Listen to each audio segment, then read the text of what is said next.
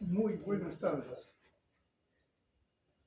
Después de haber tenido la primera práctica, perdón, el primer examen parcial y las presentaciones de los trabajos prácticos que van a ir a continuación regularizándose con las exposiciones de cada uno de ustedes, he considerado por conveniente plantear un resumen de la clase pasada a fin de retomar de alguna manera algunas notas que posiblemente nos hacen recordar dónde y en qué parte del sílabo estamos. Entonces, aquí prácticamente dice que la presentación anterior hizo un análisis de la evolución de los proyectos hidroeléctricos, fundamentalmente basado en presas y embalses. Por eso es que hablamos de varios de ellos proyectos emblemáticos. Entonces, aquí dice que esta presentación examina la evolución de los proyectos hidroeléctricos y su impacto ambiental, centrándose principalmente en el contexto peruano de las últimas 4 décadas. Las últimas 4 décadas significa, señor, de que en el Perú ya se han hecho evaluaciones de impacto ambiental, no hace 20 años, sino prácticamente más de 40 años. Prácticamente en la década del 70 ya se estaba trabajando con evaluaciones de impacto ambiental. Estas evaluaciones de impacto ambiental se hacían a nivel de megaproyectos, como les dije anteriormente a usted, este gran proyecto que era el proyecto presa o embalse del Pongo de Argentema, aprovechando las aguas del río Marañón. Imagínense ustedes si este proyecto hubiera sido viable económicamente, técnicamente y ambientalmente, teníamos en estos momentos un gran proyecto, pero en esa zona, en esa área, tendríamos prácticamente un lago, porque se hubiera almacenado agua en el embalse de la presa, que tenía pues una longitud de kilómetros, porque las aguas del río Marañón, como ustedes saben, de gran caudal, se hubieran derivado hacia esas zonas como producto del levantamiento de la presa, ¿no es cierto? Y eso hubiera significado, como ya hablamos con ustedes, todo un gran problema. En ese momento podría haberse hecho, posiblemente podría haberse hecho. ¿Por qué? Porque significaba energía barata, es decir, agua, altura, caída, energía, electricidad. Eso es lo que nosotros sabemos que es justamente el agua almacenada, la caída luego por la tubería forzada y luego las turbinas generando la energía para irradiar. O sea, habíamos tenido un gran polo de desarrollo, ¿no es cierto? Pero ¿hubo viabilidad técnica? No. ¿Hubo viabilidad económica? No. ¿Financiera? Tampoco. ¿Ambiental? Sí hubo. Felizmente que hubo una. Y la viabilidad ambiental fue lo que dijo, no, no se puede hacer esa obra porque significa la inundación de 400 poblados, significa la eliminación e inundación de 30.000 hectáreas de cultivo de arroz y todos los problemas propios de inundaciones, pérdidas, por ejemplo, de nuestra cultura, de nuestros vestigios arqueológicos y todo lo que hubiera sido también inundación de 400 poblados y también hubiera sido la anulación de una carretera que estaba en sus inicios, que era justamente la carretera de penetración Horno-Marañón. Yo soy de Chiclayo, yo tengo la oportunidad de ver cómo para ir a Cajamarca, Puteros, El Lendín, se iba, ¿en qué se iba? A la selva, Bagua, ¿en qué se iba? A caballo, en mula, prácticamente la gente se iba y se trasladaba de esa manera, no había otro tipo de transporte. Entonces, pues ustedes imaginarán, esa carretera que está en proyecto iba prácticamente a quedar anulada por el hecho de que este proyecto de embalse iba a eliminar ya lo que en principio fue una idea de trazo. Felizmente que no hubo este proyecto de embalse, los estudios continuaron y es el inicio de lo que ahora es la Interoceánica Norte, es decir, la carretera Paita, Piura, Olmos, Corral Quemado, Rioja, Calapeuto, Nieve. Eso es un asunto que vale la pena considerar. Entonces, El contenido detalla cómo las evaluaciones han transitado desde un enfoque puramente económico hacia la búsqueda del desarrollo sostenible y el cumplimiento de metas internacionales. Claro, ¿qué es lo que se quería antes? Solamente cumplimiento económico. No se veía técnico y económico, más no se veía lo ambiental. Como dice acá, hasta llegar al desarrollo sostenible y al cumplimiento de metas internacionales. También vimos el caso emblemáticos como la represa de Inambari e Itaipú, así como la monumental presa de las Tres Gargantas en China, para ilustrar consecuencias críticas como el desplazamiento poblacional y la pérdida de ecosistemas. Estos proyectos grandes, como hemos mencionado, son proyectos que en el Perú también se han realizado en alguna ocasión, como fue, por ejemplo, cuando se hizo la central hidroeléctrica de Mataro, que implicó realmente pues las aguas embalsadas de la laguna de Pamayo, que se juntó con la laguna de Chinchaycocha y formaron el gran lago Junín. ¿Qué implicó eso? Formó la formación de un gran cuerpo de agua, que es lo que conocemos ahora como lago Junín, porque entre Chinchaycocha y Upamayo había pues extensiones muy amplias de pastizales. Sobre los pastizales, una ganadería de qué? De camellos sudamericanos. En el trabajo de la ganadería de camellos sudamericanos que había una población que estaba pues prácticamente desarrollando actividades, ¿no?, agropecuarias, digamos, en términos justamente de agricultura y pastoreo, que de alguna forma se llevaba incipientemente en estas oportunidades. Pero se ha perdido un potencial, se ha perdido un suelo, se han perdido pasturas, se han perdido bofedales. ¿Por qué? Porque los dos cuerpos de agua, que es Tupamayo y el Chinchaycocha, han inundado toda una gran área. Como conversamos la vez pasada, lo que eran justamente los problemas de sequía e inundación en el lago Junín. Cuando se seca, queda alrededor una gran extensión de suelo, pero un suelo contaminado con hidróxidos, metales, que prácticamente en su descomposición no han hecho más que convertirse pues, en tierras ácidas, ¿no? Entonces, todas estas cuestiones son las que yo quería comentarles para que vean ustedes la importancia que tiene la evaluación ambiental, porque la evaluación económica y la evaluación técnica se hacía, pero no se hacía la evaluación ambiental. Y muy importante la evaluación ambiental, porque la evaluación ambiental es preventiva. Tenemos que intervenir en una zona, pero al intervenir tenemos que ver qué modificaciones o alteraciones van a producirse en el momento de el planeamiento de la obra, en el momento de la ejecución de la obra y en el momento de operación y mantenimiento. En cada etapa hay que identificar impactos. ¿Para qué? Para dictar medidas preventivas, proactivas, que eviten, minimicen, rechacen los probables impactos que podrían producirse. Por eso es que, como ustedes han visto en los estudios de impacto ambiental, siempre hay un plan de manejo ambiental.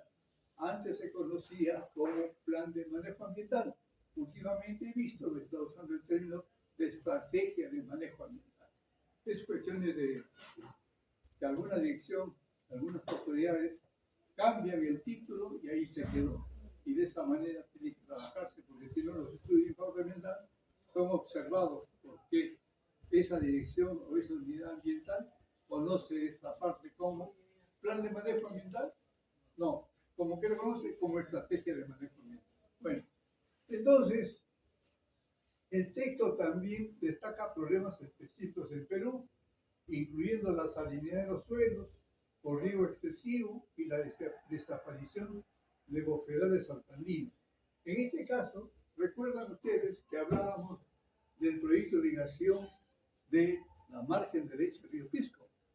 Hablaban ustedes que por sobreriego, el exceso de agua, que los agricultores en ese tiempo trabajaban en función de derechos de uso del agua, prácticamente hacía que usaran el agua indefinidamente hasta que prácticamente ellos consideraran que ya no usaban el agua y pasaban al otro dueño de tierras que también regaba y así sucesivamente.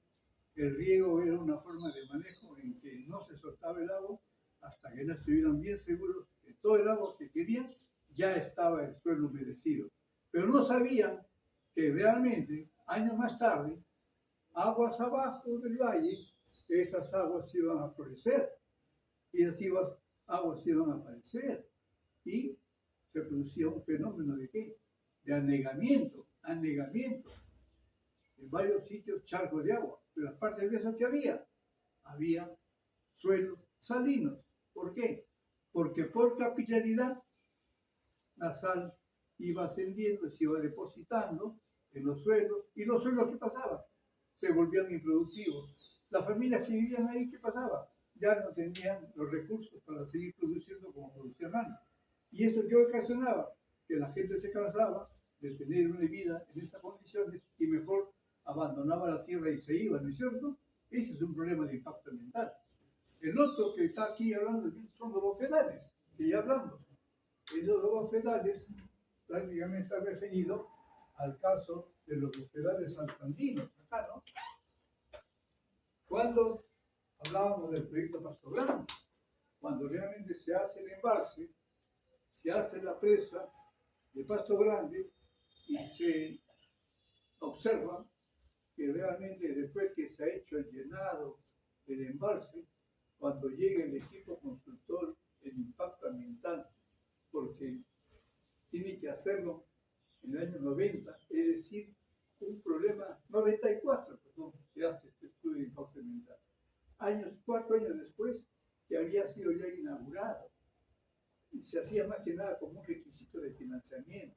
Se requería financiamiento y el financiamiento internacional requería que ese proyecto tenga una evaluación de impacto ambiental. Entonces se hizo la evaluación de impacto ambiental.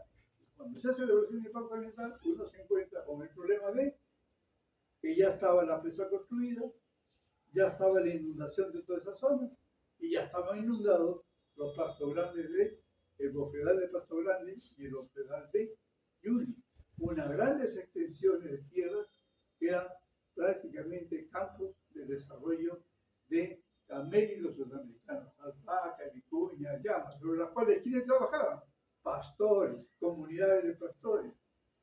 Cuando se produce este problema, en ese tiempo no había plan de compensación y resentamiento involuntario. O sea, era un atropello. O sea, estamos hablando de hace 30 años atrás. 30 años atrás. Se construía la presa, se inundaba el sitio del vaso de la presa y la gente que había ahí en el sitio, sin ninguna consideración, tenía que salir. O sea, prácticamente sin ningún refugio económico que le permitiera trasladarse de un sitio a otro sitio. Y más aún peor, sin la actividad económica que en ese sitio estaba desarrollando. O sea, ya no eran agricultores, no eran pastores, tenían que transformarse en lo que fue. ¿Qué fue Pasto Grande? Todo ese territorio hubo siembra de alevino, de trucha. Entonces se convirtieron en pescadores. La dieta nutraica cambió. En lugar de ser carne de camélidos sudamericanos, lo que comían ahora y comen ahora es trucha de la zona del vaso de almacenamiento del proyecto Pasto Grande. ¿Se dan cuenta? O sea, hay una serie de cuestiones que hay que tomar en cuenta. La siguiente. Bueno, y aquí podemos seguir. Aquí tienen ustedes el resumen. ¿Ya? Vamos a referirnos ahora, avanzando con el tema, con algo muy importante. Muy importante porque es los nuevos estándares de la infraestructura. Señores, ahora no se puede construir, no se puede llevar un proyecto si no se cumple con nuevos estándares de infraestructura y más ahora último que ha evolucionado las salvaguardas ambientales. Ya no se trabaja con salvaguardas ambientales del Banco Mundial, del Banco Interamericano, Japan Bank, no. Ahora han aparecido otras que están referidas al MAS, Marco Ambiental Socioambiental. Marco ambiental que prácticamente se identifica como MAS, M-A-S, Marco Ambiental y Social. Y ese Marco Ambiental y Social del Banco Mundial y de las demás bancas prácticamente establece 10 estándares de calidad ambiental. Y esos 10 estándares de calidad ambiental tienen que trabajarse para poder justamente analizar si el proyecto es viable o no es viable ambientalmente. Más aún cuando se requiere financiamiento internacional obligatoriamente, aparte que los proyectos cumplen con la normativa ambiental nacional, tienen que cumplir con la normativa internacional. Entonces son exigentes. Entonces, ¿qué dice? ¿Por qué la viabilidad ambiental ya no es un trámite, sino el núcleo de la gobernabilidad y el control de costos? Claro, porque es la única forma de asegurar que las poblaciones no van a ser afectadas en su salud y su bienestar. Es decir, lo que le da seguridad de poder tener lo que llamamos muchos ahora la justicia ambiental, la justicia climática, porque todas estas cosas están vinculadas al cumplimiento de los ODS, Objetivos de Desarrollo Sustentable, que fue establecido hace 30 años, pero que ahora vamos cada vez ajustando un poco más su cumplimiento, ¿no? Entonces, en ese sentido, los tres pilares fundamentales, miren ustedes qué gráficas tan bonitas están como se que, y aparte de lo que yo les mencioné, les hablo, son la confiabilidad técnica, o sea que el estudio de ingeniería ha sido confiado a un grupo de consultores que dominan la especialidad y por lo tanto tienen la consistencia técnica para decir este proyecto está bien hecho, bien diseñado, bien revisado, supervisado para la construcción inmediata. Entonces ahí viene una confiabilidad técnica. Después viene una viabilidad económica, es decir, ¿es o no es un proyecto cuya relación beneficio-costo implica que la relación de beneficios sea mucho mayor en función de las arcas fiscales del Estado peruano y en función de la economía propia, que no comprometa recursos de lo que no tiene el país, tiene que trabajar solamente en función? Actualmente la carretera central, por ejemplo, nosotros somos prácticamente personas que pagamos nuestros tributos, nuestros impuestos. Esa carretera central va a ser pagada por todos los peruanos. Y esa carretera central está costando ahorita 30.000 millones de soles. Con 30.000 millones de soles, señores, ¿qué no podíamos hacer? 1.000 millones de soles por región. Cada región, ¿qué no haría con 1.000 millones de soles? Y somos prácticamente 24 regiones, serían 24.000 millones de soles. Cada región con 1.000 millones de soles, ¿qué no desarrollaría, ¿no es cierto? Entonces vamos a pensar ustedes, ¿cómo van a hacer 30.000 millones para una carretera? Por eso que en estos momentos se da una discusión muy seria con respecto a la viabilidad ambiental, porque no está, vamos a decir, el proyecto confiándose dentro de lo que es la viabilidad ambiental, que es condición sine qua non para que se cumplan las condiciones de gobernabilidad. Una buena confiabilidad técnica, una buena viabilidad económica y una confiable viabilidad ambiental le dan pues al Estado, al gobierno, a la región, la seguridad de que están llevando adelante un proyecto con éxito para asegurar el bienestar de la población. Y aquí dice, pues, todo proyecto de infraestructura debe sustentarse en estos tres pilares. Si uno falla, el proyecto completo pierde legitimidad y sostenibilidad. Eso es muy cierto.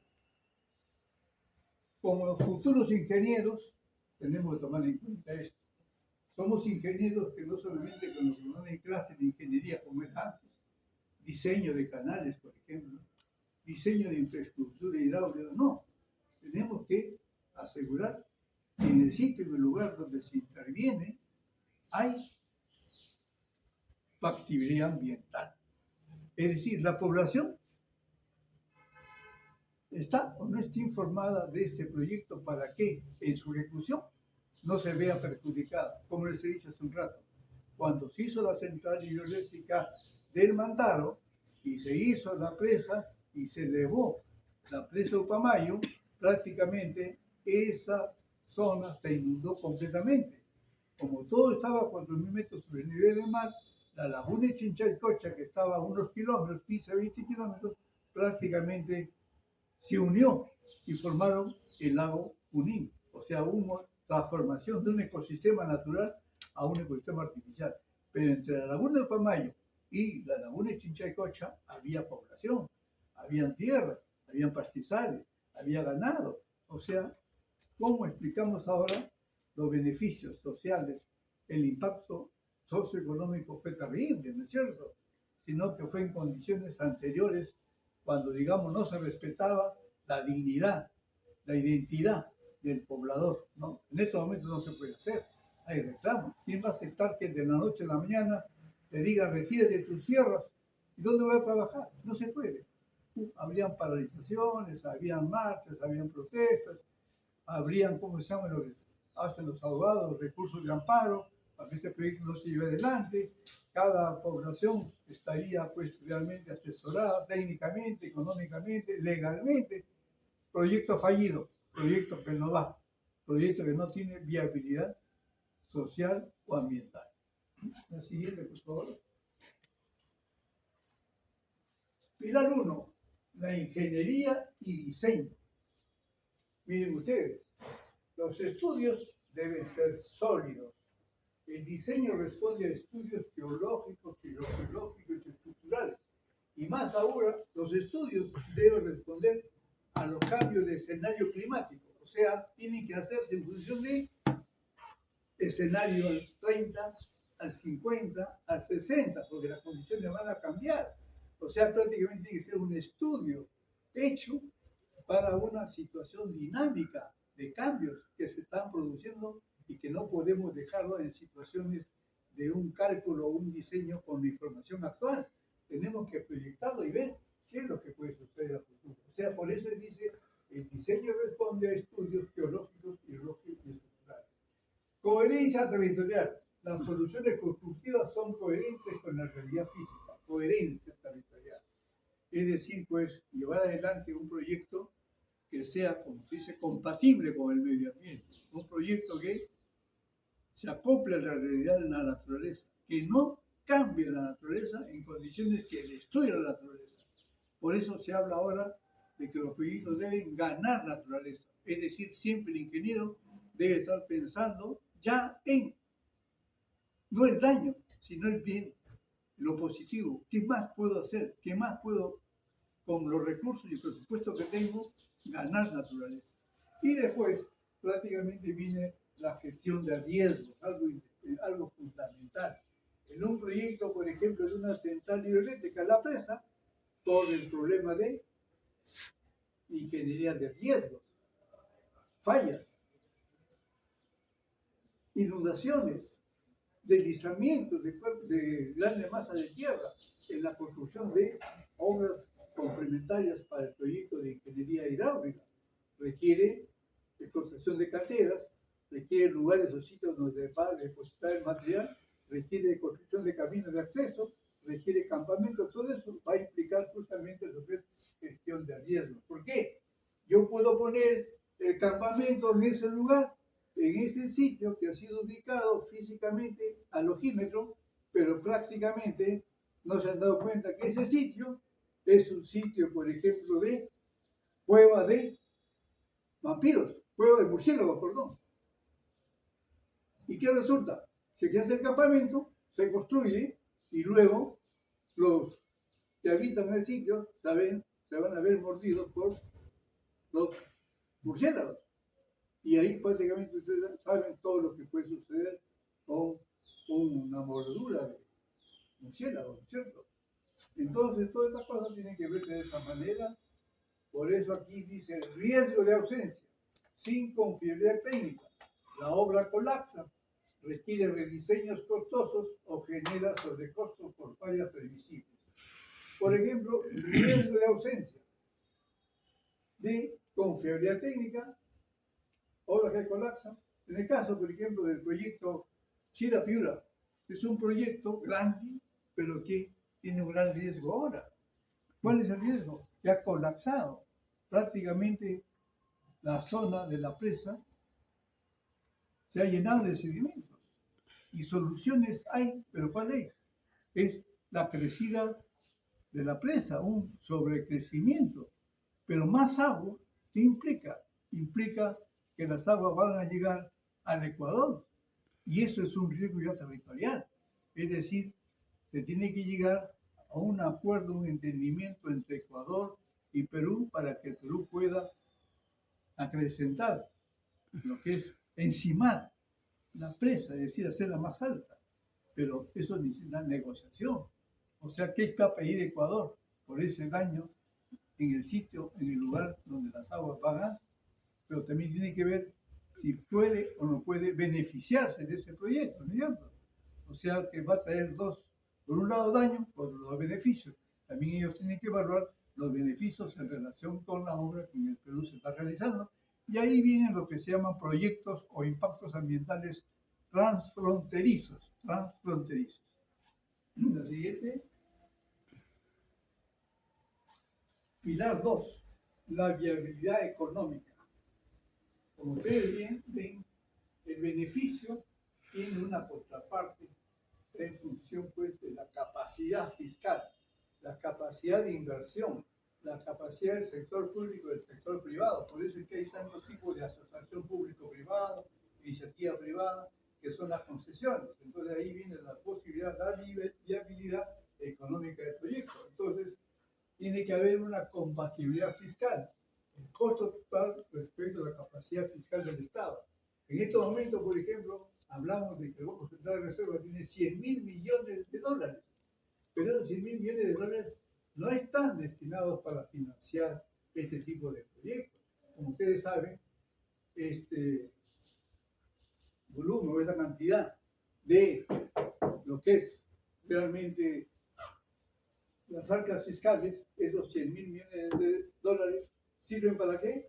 Para trabajar lo que es la compensación que se da en el manejo de la subida o bajada del dólar. Todas esas cuestiones son importantes tomar en cuenta. Retorno social. El beneficio supera la inversión sin comprometer recursos públicos en mano. Es decir, tenemos que asegurar que con esa inversión estamos pues en condiciones de lograr el bienestar de un grupo grande de población. Y después, control financiero.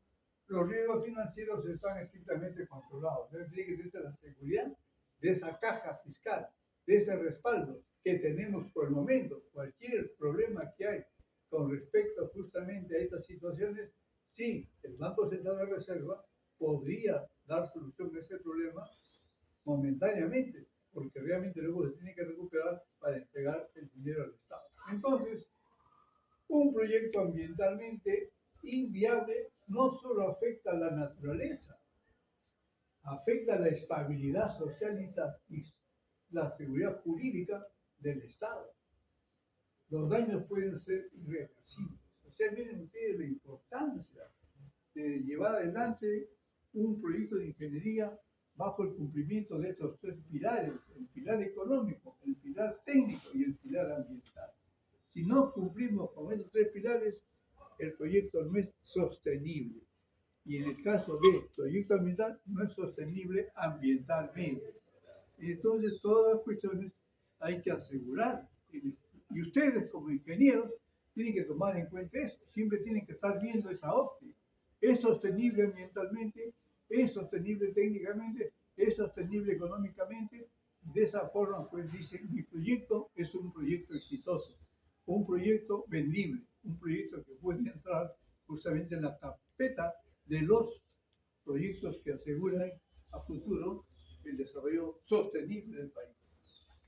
Bien, y aquí pues habla de lo que siempre conversamos, ¿no? Pero aquí objetivamente decimos, el territorio no es neutro. Eso significa que no podemos dejar de considerar el sitio y lugar donde vamos a hacer la obra. Por eso dicen, no es neutro. Tiene suelos y ecosistemas, suelos inestables y ecosistemas alterados. Tiene prácticamente población y comunidades que están todas ellas ahí y tienen un sistema hidráulico, digamos, las cuencas hídricas, ¿no? O sea, todo una serie de componentes o elementos que conforman un ecosistema que, como ustedes saben, es la interacción de elementos vivos y no vivos.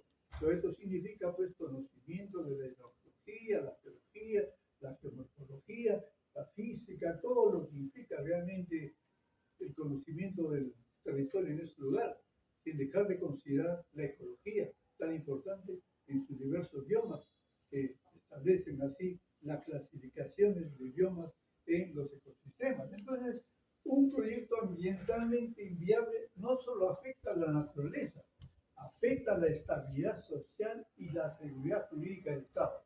Los daños pueden ser irreversibles. Por ejemplo, daño irreversible. ¿Cuál podría ser en nuestro país?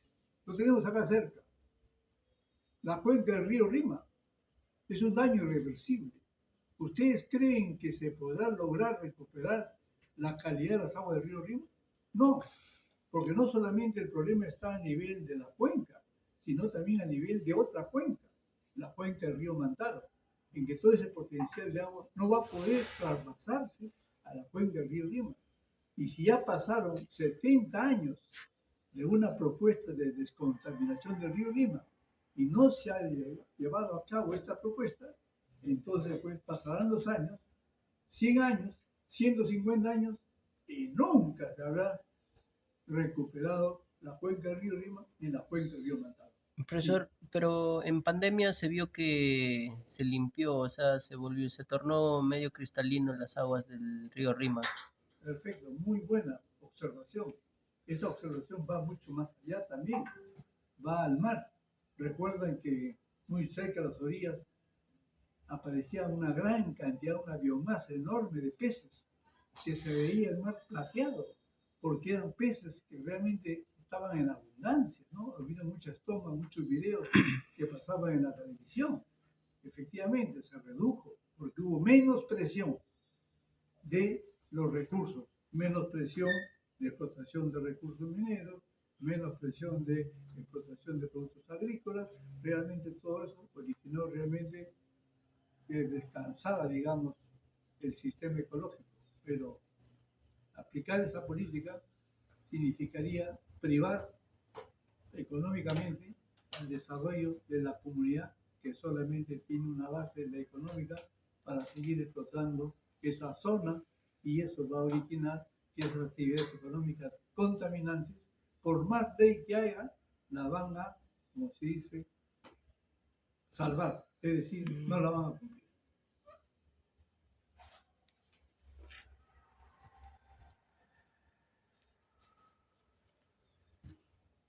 Bueno, aquí ya viene otro tema mucho más, cómo fracasa la obra, no se ejecuta, qué es lo que ha pasado en muchos casos en lo que es realmente el desarrollo de obras cuando hemos tenido problemas no solamente de invadir, alterar ecosistemas, sino fundamentalmente cuando las poblaciones se han visto afectadas.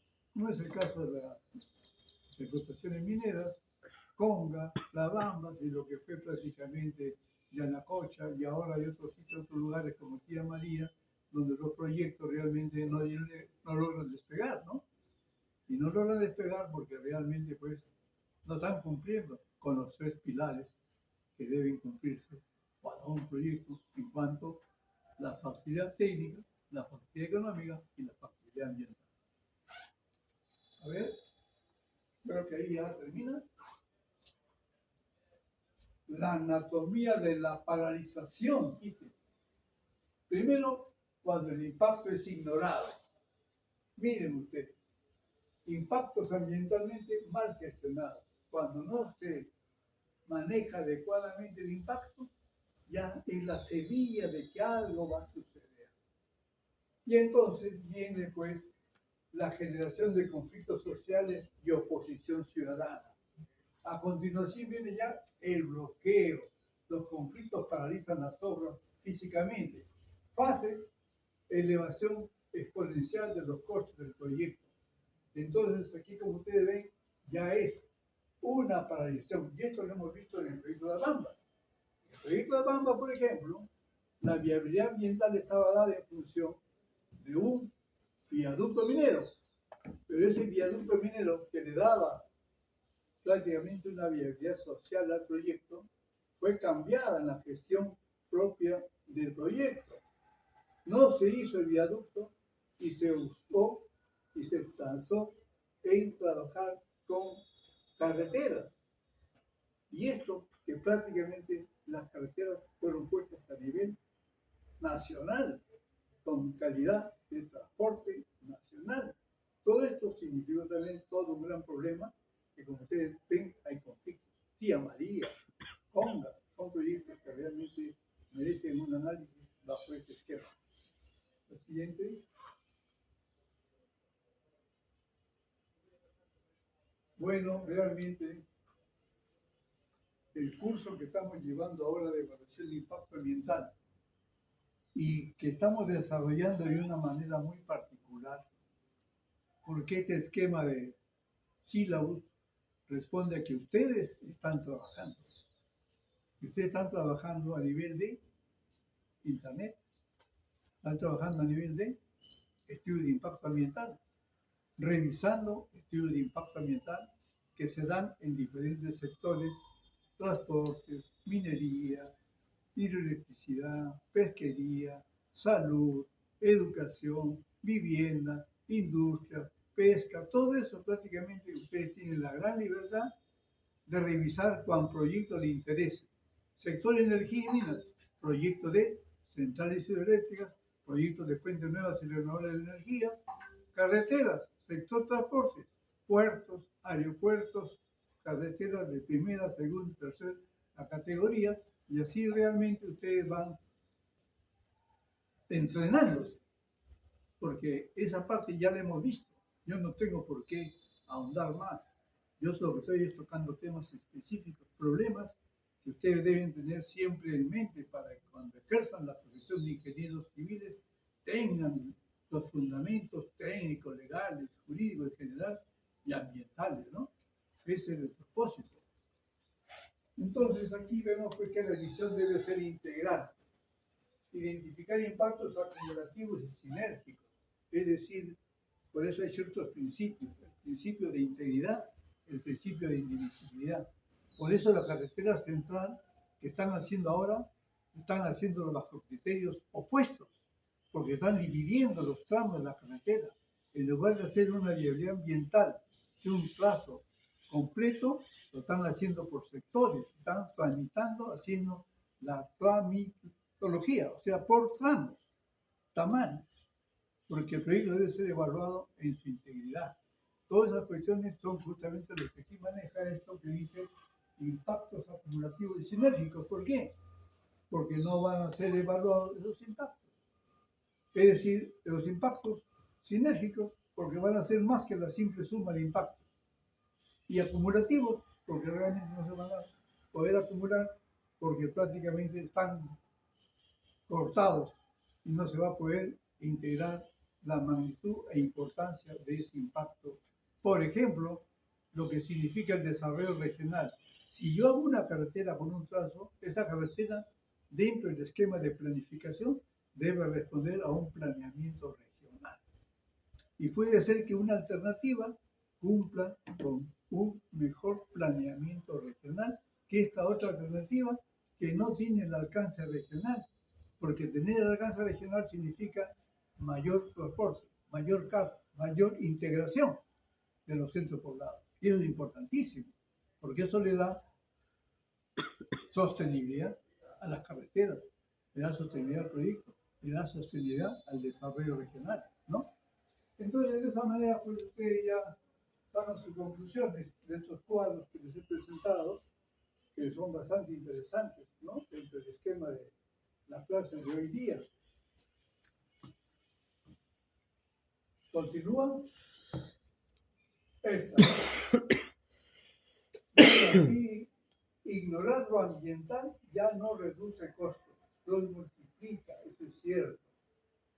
Realmente una vez que se ha hecho una carretera y no has tomado en cuenta lo ambiental, multiplica realmente los problemas de la zona, ya es imposible lograr la sostenibilidad. ¿Y esta a costa de qué se va a hacer? A costa de los recursos que el Estado no dispone, por culpa de no haber considerado la parte ambiental. Por eso acá dice, ignorar lo ambiental ya no reduce costos, los multiplica. Entonces acá implica ustedes, como ven, una carretera hecha que presenta los conflictos socioambientales, llega un momento en que se paraliza la obra, y entonces paralizar la obra implica eso, detiene el desarrollo, detiene el crecimiento.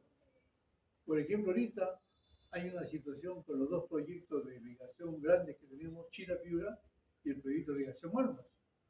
Por ejemplo, Olmos tiene también un problema de colmatación de presa. Ahí prácticamente 30 millones de metros cúbicos de almacenamiento de agua y ya 20 millones están almacenados, están colmatados. O sea, apenas tienen 10 millones aproximadamente para regar lo que se pensaba regar con 30 millones. ¿Qué va a suceder? Reducción de la superficie de riego, ¿no es cierto? Y en el siguiente año va a haber más colmatación, va a haber menos agua. ¿Eso qué significa? Que los proyectos de riego van a desaparecer si es que no se hace la descolmatación de la presa Limón. ¿Y eso qué va a implicar? También va a implicar el desarrollo de infraestructuras que signifique más agua para Olmos. ¿Qué significa eso? Que el río Huancabamba tiene que ser alimentado por aguas del río Marañón, o sea, trasvases de aguas de la cuenca del Amazonas a la cuenca del Pacífico. O sea, miren ustedes todos los grandes problemas que ocasiona cuando no se toma en cuenta la sostenibilidad ambiental del proyecto y se hace vulnerable realmente a fenómenos naturales como estamos viendo ahora se presentan. Más aún, se habla que a fines de año se presentará el fenómeno del Niño y ese fenómeno del Niño va a ser mayor. Ya se está advirtiendo que se presentará un gran fenómeno del Niño. Y lo que se ha colmatado en años anteriores, si viene un asunto de esto, imaginen ustedes la colmatación del embalse de la presa Limón, como el embalse de la presa Chira, Piura, San Lorenzo, todos los proyectos que están en el norte tienen ese tipo de problemas. Proyectos Tinajones tienen sus problemas, todos tienen problemas justamente de colmatación. O sea, estamos frente a un problema de ingeniería de soluciones ambientales hidráulicas, ¿no? Muy bien. Y seguimos con el paradigma de la verdadera sostenibilidad. Qué interesante realmente es ahora la inteligencia artificial, qué interesante, porque miren esta presentación que estoy haciendo, como ustedes saben, estamos haciendo justamente con lo que implica mi sesión de clases hoy día. Y aquí vemos pues el paradigma de la verdadera sostenibilidad. ¿De dónde viene la sostenibilidad? Hace 50 años, 70 años no se hablaba de sostenibilidad. Este concepto viene como consecuencia de la evolución de lo que es las ciencias ambientales. ¿Por qué? Porque en la conferencia del año 1992, la primera ministra de Noruega, Gro Brundtland, fue la que presidió una comisión de alto nivel para preparar un informe para esta reunión 20 años después de Estocolmo, que fue el año 1972. Por eso en el año 1992 presenta esta comisión un documento que se llama Nuestro futuro común para toda la humanidad. Y ese futuro común dice desarrollo sostenible. Y se trabaja desde esa fecha, el año 92, con lo que es desarrollo sostenible. Y venimos trabajando con este objetivo de lograr la sostenibilidad ambiental. Entonces tenemos pues que es la base de la gobernabilidad. La ingeniería es sólida, el financiamiento es responsable y la gestión ambiental es integral. Prácticamente tenemos asegurado así, de esa manera, la sostenibilidad, la seguridad de una obra que va a servir para la población. Entonces aquí decimos, en el contexto actual, con mayor conciencia ciudadana y marcos normativos más exigentes, la viabilidad ambiental no es un trámite, es una condición absoluta de gobernabilidad para cualquier megaproyecto o proyecto general. Qué interesante. Bien, yo creo que con esto, con esta clase, ha sido bastante completa en el plano justamente de la viabilidad económica, técnica, ambiental de todo proyecto, grande o chico, mediano, grande o chico. Realmente es una clase que he tenido resguardada, guardada, que tenía que dársela de todas maneras para que vayan ustedes afianzando mucho más. ¿Por qué? llevamos el curso de evaluación de impacto ambiental. Como ingenieros somos transformadores, somos constructores y alteramos paisajes, alteramos ecosistemas, pero tenemos que tomar en cuenta medidas de compensación, medidas que eviten el daño ambiental. ¿Para qué? Para asegurar la sostenibilidad del desarrollo de los pueblos y la seguridad en su bienestar y salud de las personas. Muy bien, preguntas si hubiera alguna.